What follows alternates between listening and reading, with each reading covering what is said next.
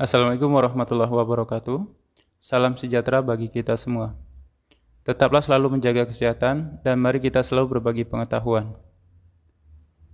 Deposito merupakan produk penyimpanan uang yang disediakan oleh bank dengan sistem penyetoran yang dilakukan di awal, serta memiliki ketentuan dalam hal penarikan yang hanya bisa ditarik sesuai dengan jangka waktu yang ditentukan oleh bank dan nasabah. Namun, ada beberapa bank yang memperbolehkan penarikan sebelum jangka waktu yang ditentukan. Akan tetapi, dikenakan sejumlah penalti atau potongan yang harus nasabah tanggung. Berinvestasi dengan deposito memiliki keunggulan tersendiri jika dibandingkan dengan rekening tabungan biasa. Seperti, suku bunga yang ditawarkan lebih kompetitif dan minim resiko. Di video kali ini akan dibahas tentang tata cara pembukaan deposito yang dilakukan oleh Customer Service Bank melalui aplikasi perbankan. Langsung saja kita mulai. Tata cara pembukaan deposito. Kita buka di sistem aplikasi Laboratorium Mini Banking. Username-nya karena yang bertanggung jawab adalah Customer Service atau wewenang dari Customer Service untuk membuka deposito, maka kita harus masuk ke akun Customer Service. Kemudian password, memasukkan password. Jika sudah, klik login. Nah, untuk pembukaan deposito, kita menggunakan menu deposito di Rule Customer Service. Jadi kita klik deposito, kemudian pembukaan deposito. Nah, sekali lagi untuk pembukaan deposito, kita harus sudah memiliki atau nasabah harus sudah memiliki CIF. CIF singkatan dari Customer Identification File. Kita klik pembukaan deposito. Nah, di sini. Jadi di sini sudah tertera tanggal di mana aplikasi ini sedang dibuka. Ini sesuai dengan aplikasinya. Di tanggal buka itu tanggal saat ini dioperasikan.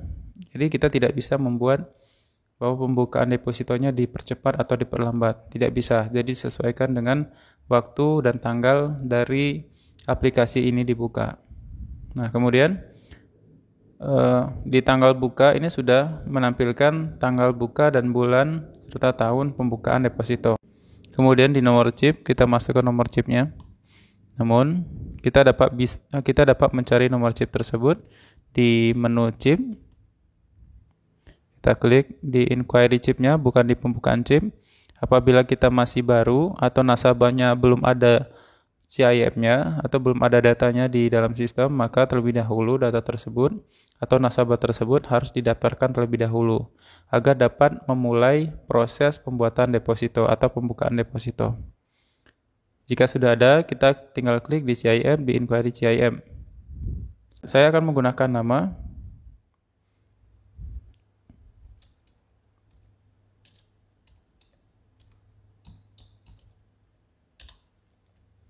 Ya, saya akan menggunakan nama Andi Purnama Putra. Saya anggap yang akan membuka deposito adalah Andi Purnama Putra. Jadi, tinggal dikopikan saja nomor CIF-nya. Kemudian kita lanjut ke deposito atau di menu deposito. Kita klik pembukaan deposito. Di nomor SIM, tinggal kita pastekan atau kita pindahkan. Jika sudah, jangan langsung ke bagian bawah, cukup kita cek terlebih dahulu untuk membuktikan atau cek apakah nomor chip tersebut valid atau tidak valid. Ya, kasus ini bahwa nomor chip tersebut adalah valid dengan atas nama nasabah adalah Andi Purnama Putra. Nah, kemudian di bagian bawah itu ada nominal pokok. Nominal pokok ini adalah nominal yang akan didepositokan, besaran uang yang akan didepositokan. Jadi ada beberapa ketentuan dari pihak bank, mungkin minimal pembukaan dari deposito itu ada yang 30 juta, ada 50-an juta. Jadi tergantung dari kebijakan dari bank yang bersangkutan. Kali ini kita akan memasukkan atau menginputkan nominal pokoknya sebesar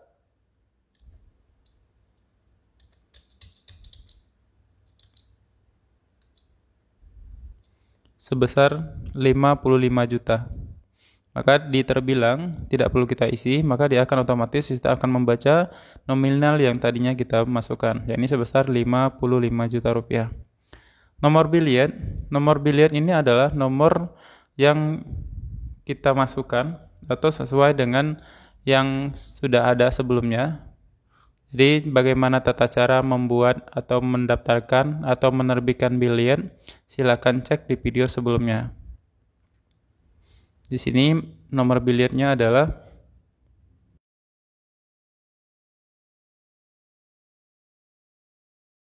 nomor biliet AB12001. Untuk tenor ini adalah jangka waktu yang digunakan untuk deposito. Ada pilihan 1 bulan, 3 bulan, 6 bulan, dan 12 bulan. Kita pilih 6 bulan.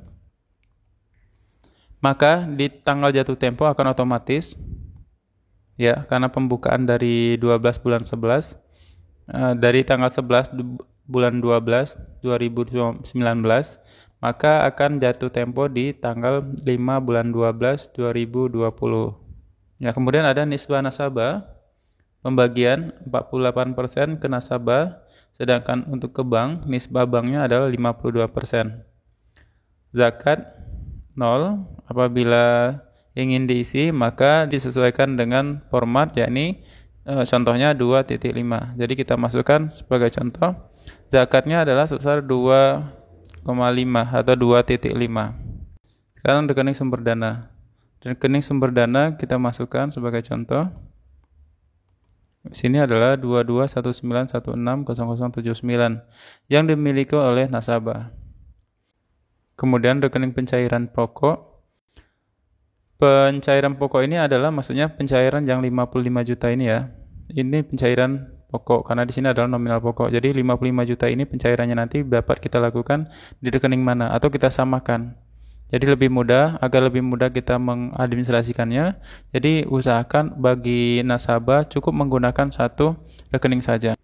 Jadi untuk itu kita samakan saja nomor rekening yang ada di sumber dana. Di rekening sumber dana yakni 2219160079, kita samakan saja. Ya, kita samakan. Ini untuk pencairan pokok apabila setelah 6 bulan mau diambil ya atau mau dicairkan. Jadi akan dimasukkan ke pencairan nomor rekening yang pencairan di sini. Jadi akan dicairkan di nomor rekening ini.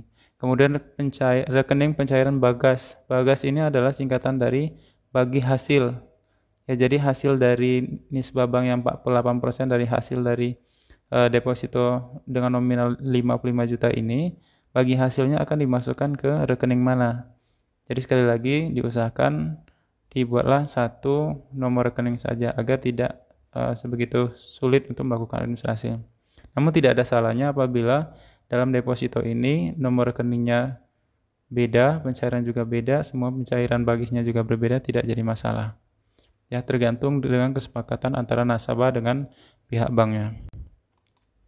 Di kasus ini saya masukkan nomor rekeningnya semuanya sama. Auto rollover ini maksudnya adalah apabila sudah melewati dari 6 bulan ini akan otomatis atau tidak akan otomatis dilanjutkan depositonya apabila sudah melebihi 6 bulan. Ini kalau auto rollover. Tapi kalau tidak, kita pilih no saja.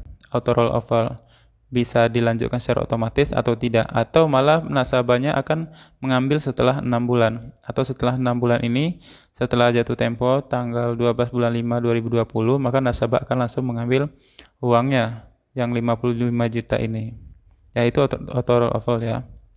Kemudian auto kapitalis kita hiaskan, kemudian di account officer-nya kita klik dan kita pilih lainnya.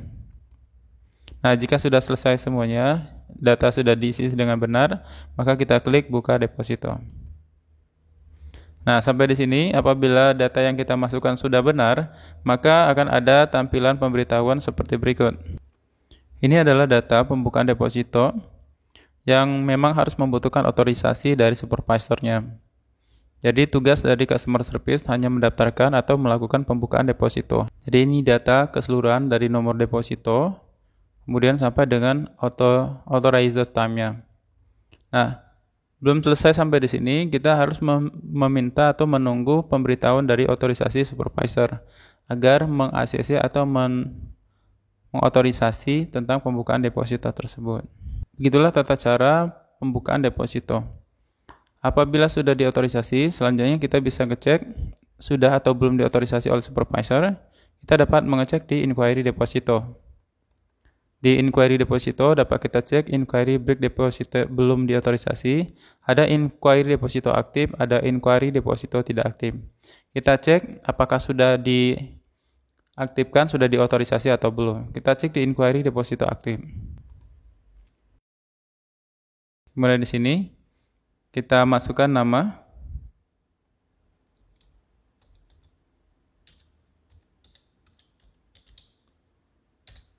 Nah, keluar dengan Andi Purnama Putra dengan rekening berikut, nomor SIP berikut, dan sudah di-ACC oleh supervisor dengan nominal pokok depositonya sebesar 55 juta. Selanjutnya adalah sebagai bukti untuk nasabah, kita klik detail action untuk pencetakan billetnya. Ini cetak billet. Sini data yang tadi sudah kita masukkan. Kita cetak billet.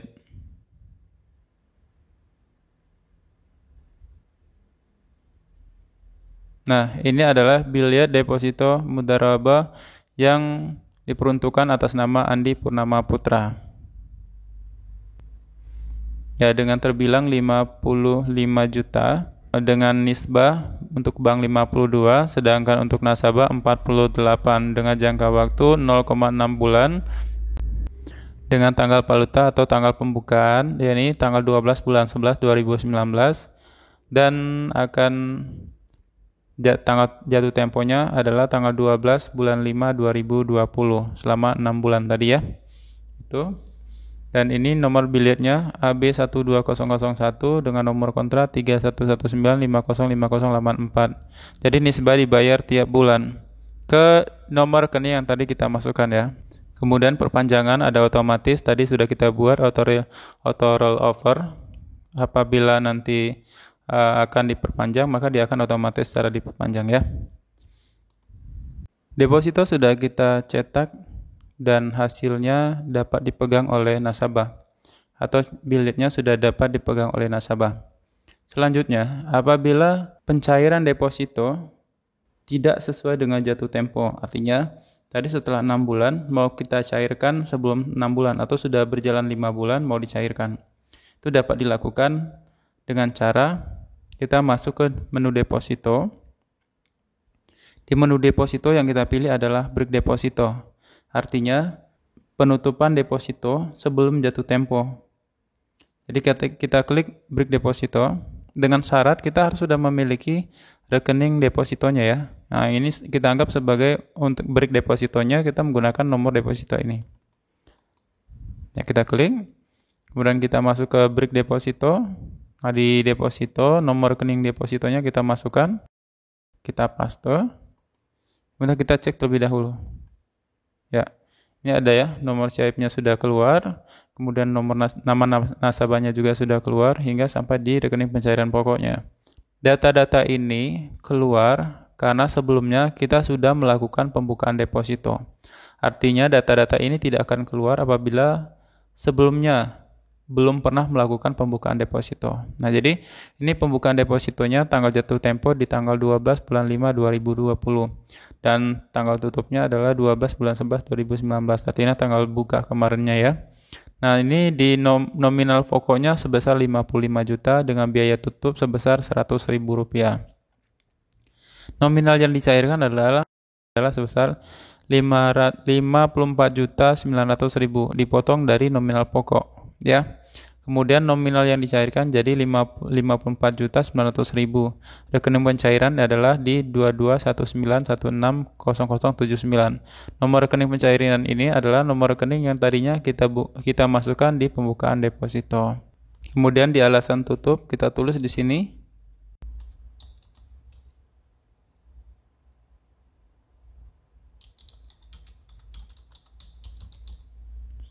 alasan tutupnya adalah dana akan digunakan.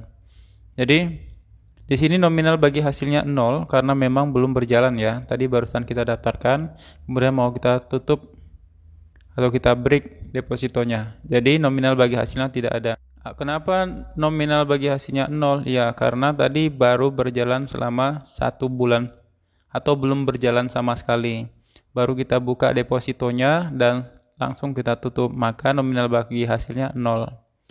Untuk informasi untuk nominal bagi hasil atau bagi hasilnya dicairkan menggunakan nomor rekening 2219160079.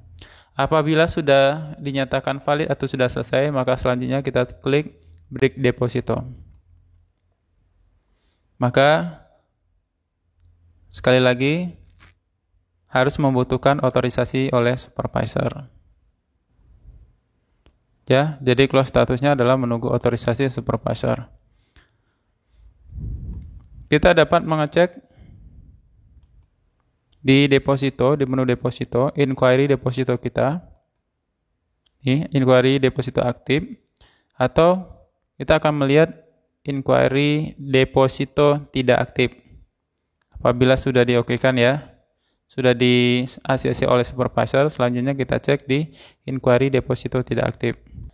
Nah, maka akan tampil ini adalah inquiry break deposito mudharabah yang sudah di ACC oleh supervisor dengan kode supervisornya adalah SP100. Rekening deposito dengan nomor rekening ini sudah melakukan penutupan deposito. Untuk itu sudah tidak ada lagi deposito atas nama rekening berikut. Kita cek nomor rekening ini, lalu kita klik di inquiry deposito aktif, kita masukkan rekening yang tadi kita kopikan, maka no result found, karena deposito yang sudah kita daftarkan untuk di break dan sudah di ACC oleh supervisor, maka sudah tidak menjadi deposito aktif lagi, karena depositonya sudah ditutup. Untuk deposito yang sudah ditutup akan masuk ke submenu inquiry deposito tidak aktif. Maka pada saat kita memasukkan di sini, ini sudah jelas ada masuk di sini, kita masukkan. Sudah jelas nomor rekening 5084 ini adalah pemilik nama nasabah Andi Purnama Putra. Jadi deposito yang telah ditutup akan masuk ke submenu inquiry deposito tidak aktif. Bagi deposito yang sudah didaftarkan dan sudah dibuka dan tetap atau masih berjalan, maka akan masuk di inquiry deposito aktif. Sedangkan pada saat kita mau melakukan break deposito, menunggu otorisasi dari supervisor, data tersebut akan masuk ke submenu inquiry break deposito belum otorisasi. Baiklah, itulah tata cara pembukaan deposito sekaligus break deposito atau menutup deposito. Semoga bermanfaat. Saya akhiri. Wassalamualaikum warahmatullahi wabarakatuh.